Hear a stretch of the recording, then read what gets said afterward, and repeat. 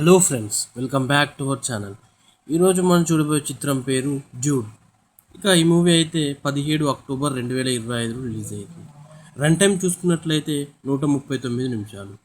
Language అయితే తమిళ్, తెలుగులో release అయింది.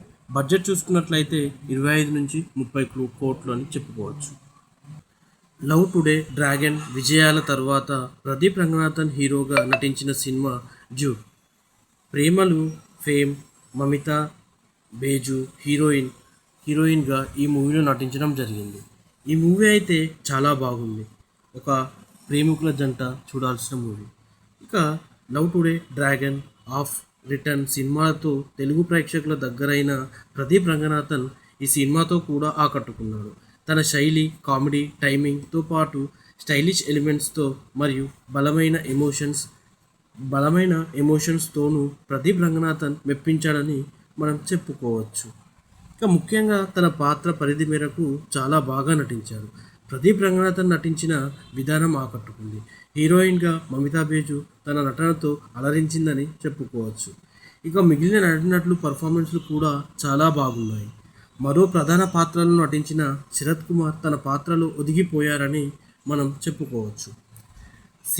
సీరియస్ సిచ్యువేషన్స్లో కూడా తన టైమింగ్తో తన పాత్రలు చాలా బాగా పండించాడని చెప్పుకోవచ్చు. మరో హీరోయిన్గా కనిపించిన నేహా శెట్టి నటన కూడా బాగుంది.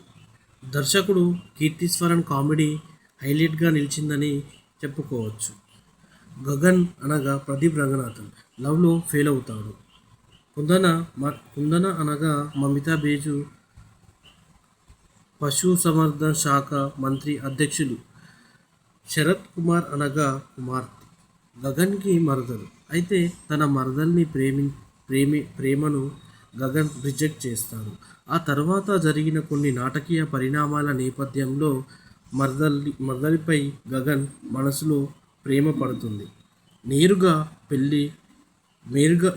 వెళ్ళి మావయ్యకు చెబుతాడు.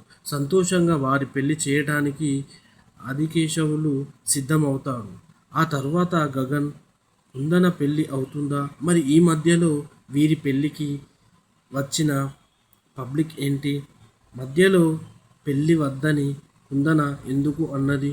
ఇంతకీ ఈ ప్రశ్నలకన్నిటికీ సమాధానాలు తెలియాలంటే మనం ఈ మూవీని వెండితెరపై చూడాల్సిందే అని చెప్పుకోవచ్చు. మొత్తం మీద ఈ మూవీ మాత్రం చాలా బాగుంది.